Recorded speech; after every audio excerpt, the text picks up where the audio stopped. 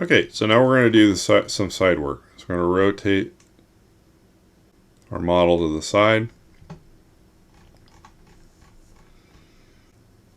The side that we're going to be working on in the face of the operator. Okay, we're going to do a 2D. We're going to do a 2D contour. We're going to use the same 1/2" end mill, but this time we need to go to machining type. We're going to pick tool orientation. And we need to select what direction the z-axis will be facing. So if I pick on this face, it flips the z-axis in the orientation we want. X-axis should already be in play where it should be, but just to be thorough, pick a line that's in the x-axis of our part and make sure the orientation is the correct direction. Alright, now we're going to go to geometry and we're going to select using the single selection tool.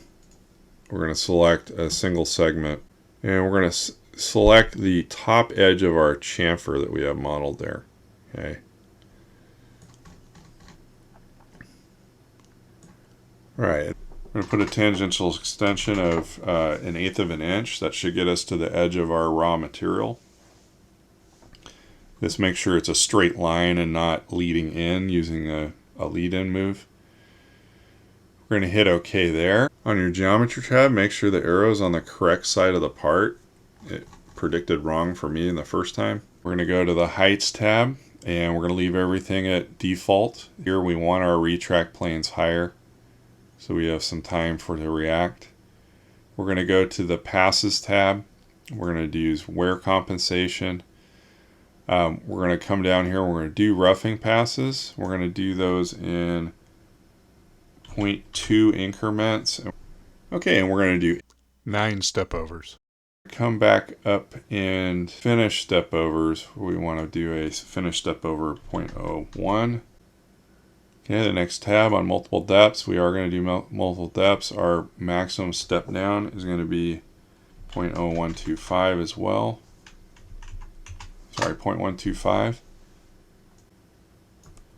We're going to do one finishing step down and we're going to do that at 10 thousandths.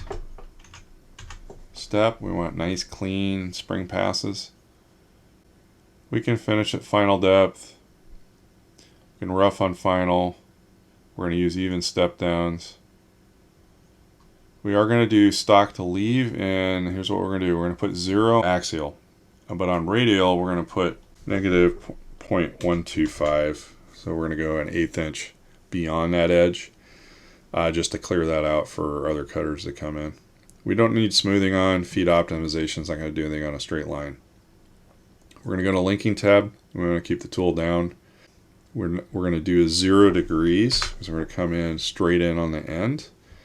That means our linear lead distance needs to be more than half the diameter of the cutter, so it's 0.26.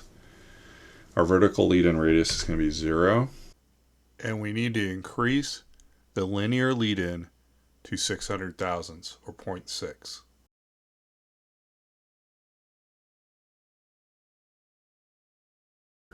And then we're going to hit OK.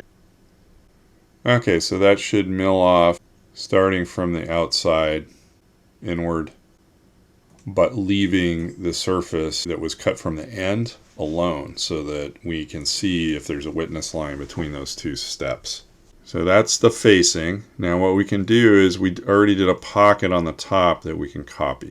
Okay, we're going to take our pocket that we used in the top of our part on the side with 4 holes in it.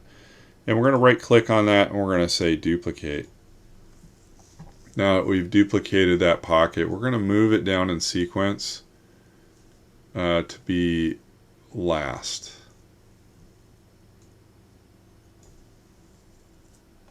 Okay, we're going to right click on it, we're going to go edit, and we're going to change some parameters so we can use it on this side here. We're going to go to multi-axis, which is probably the most critical one. We're going to check the tool orientation. We're going to select a z-axis plane that's perpendicular that flips our z-axis. We'll go ahead and pick something in x-axis and flip it just so that it's been registered. Then we're going to go to geometry and we're going to clear out the selection we had, and we're going to pick our new pocket on the inside. Make sure you pick the edges and not the surface itself. I'm going to go to the heights tab. We're going to revert these to stock top just to give us some more clearance. And then we're going to go to the linking tab, and we should be able to keep all that at default. And I'm sorry, the heights, the passes tab, leave it all at default. Linking tab, leave everything at default, and hit OK. All right, and so we've just applied the same toolpath to this side face. Okay, that's the last routine that needs the 1/2" end mills. Okay, the next common feature that we have that also occurs on all the rest of the faces we want to go ahead and program. So we're going to go to 2D. We want to clone these two operations on the other faces of the part. So here's how we go about doing that. We're going to go to Setup, and we're going to create a new pattern. And we're going to make that a circular pattern. We're going to select our axis. We're going to pick something round. So let's use the rotary axis. That gives us our spin center. And we're going to do 4 instances. Okay, so once we do 4 instances, it should populate. And we're going to leave it by order by tool. And we want to move our pocket in there as well. So you should have the 2D contour followed by the pocket inside this folder, and then the circular pattern will do indexing moves to move this into each orientation for just like on a 4th axis. Now I'm going to change the name of that folder to 4x pattern 1. Okay, so now we're going to go through and we're going to do all the other features. We're trying to keep from changing tools a lot. We're going to come back and do deburring at the very end. And so we have now, we've done the rotary moves for everything with the 1/2" end mill, which is going to be this pattern here. Okay, so the next thing we're going to do is we're going to do each of these unique features that wrap around the side that use the 1/8" end mill to make these pockets. So you're going to do 2D pocket. We're going to select the 1/8" end mill from our library.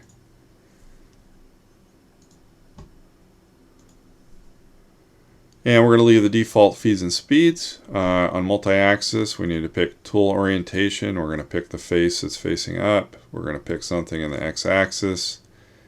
What do you know? It didn't flip on us this time.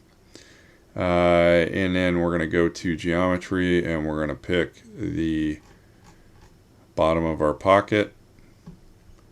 We're going to go to the passes, the heights tab. I'm going to say we're just going to leave all this at default except for the top height. We're going to go to selection. We're going to pick the bottom of the pocket. That way we're only machining this little pill-shaped area. Okay, and we're going to go to the selected contours. We're going to go to passes. We'll do multiple depths on this. We're going to do half the diameter cutter in depth, so 0.06. We're going to do 1 finishing step down. We're going to leave that 10/1000ths for that to be removed. We'll use even step downs. We will do finishing passes. We're going to use wear compensation. We're going to do 1 finishing pass, and we're going to leave, smoothing deviation is going to be 4/10.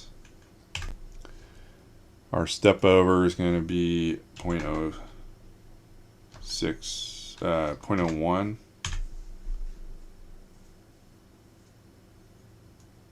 So 10/1000ths. We're not going to leave any stock to leave. We do want to turn on smoothing because it's a round feature.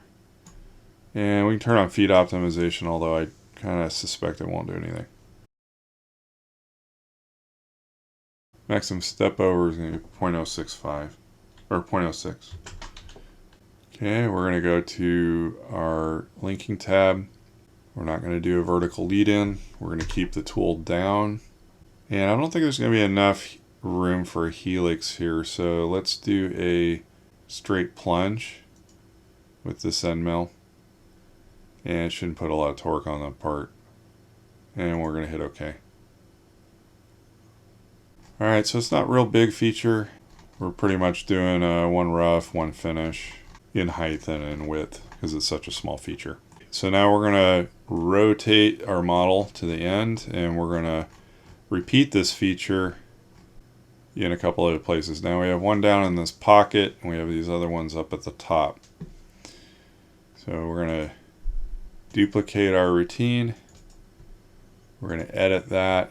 We're going to keep the default feeds and speeds. The next tab, we need to reselect what's z-axis. Orientation, make sure z is pointing up. Our x-axis should be in the horizontal. And it looks like in this case it didn't force me to change anything. We're going to go to geometry.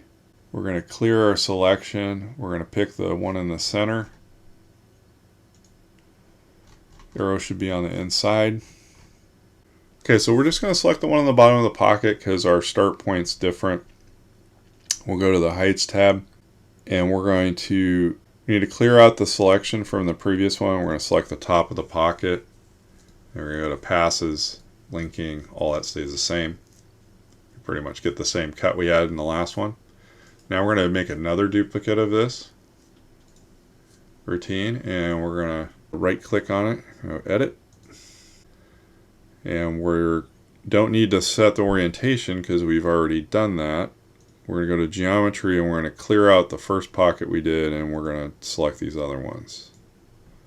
And the reason we're doing that is they start at a different height. We're going to go to passes, and instead of face, we're going to deselect that, and we're going to go from model top. And then the rest of the two tabs should be the same. We hit OK. And now we've machined our other little divots there. Alright, let's go on to the next tab. Our next face. The side with 6 dimples on it. We're going to duplicate the routine we just did. Right click on the pocket. We have to leave first tabs the same. We go to multi-axis. We're going to pick a different face for Z orientation. We need to pick a different edge for X. If it flips, you'll have to check the box. In my case, it did not.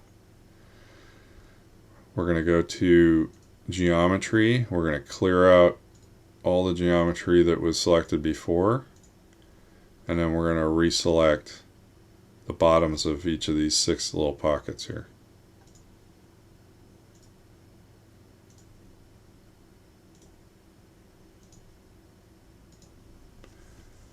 And then we go to heights. This can stay at default as long as it says model top. Hit OK.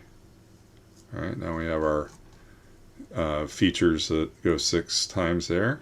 And now we're going to face number 2. And we're going to duplicate this same routine.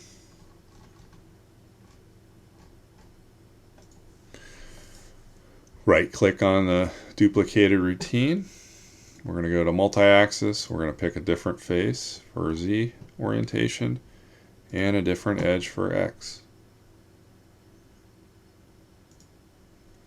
If it flips, you might have to check this box. Go to geometry. We're going to clear out the geometry that's already in there. We're going to select our 2 pockets. Go to the heights tab, leave that all at default. Linking tab, leave that at default. And last one, default. We hit OK. Alright, so we've now machined all of the divot type features. Now let's return to the top. So we're done with the 1/8 inch end mill. Now we have the option to deburring or drill these out. So I'm going to elect to do the drilling first. Again, this is in 3-axis mode, so because the table's in a neutral position.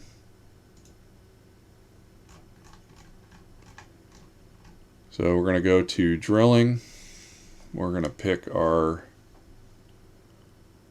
our library, our spot drill.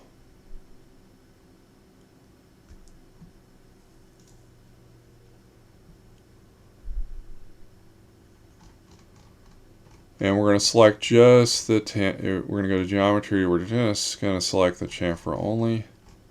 Do not check the entire hole or it'll go too deep.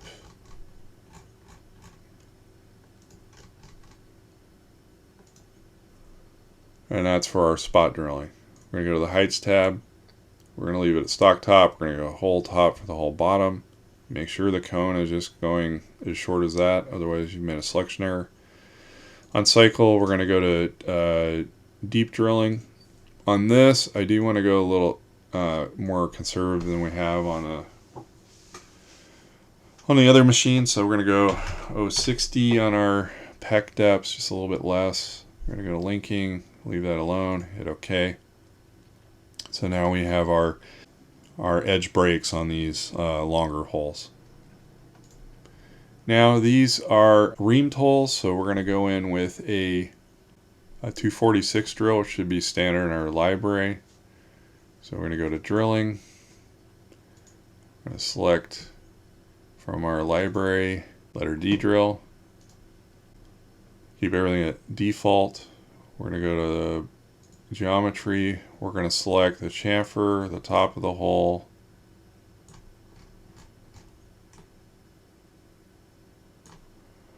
The smaller hole and the in the very bottom. So the bottom, the next hole, chamfer.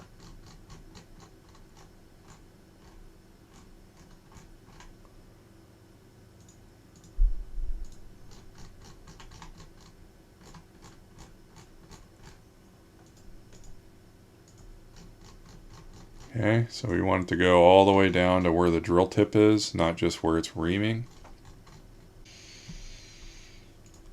Go to the heights tab. We should be able to leave all this at default except for we're going to check the boxes tip through bottom. We're going to go to cycle. We're going to do a deep drilling cycle, full retract. Leave that at default, and then we'll hit OK. The tool 9 should be able to drill down into there.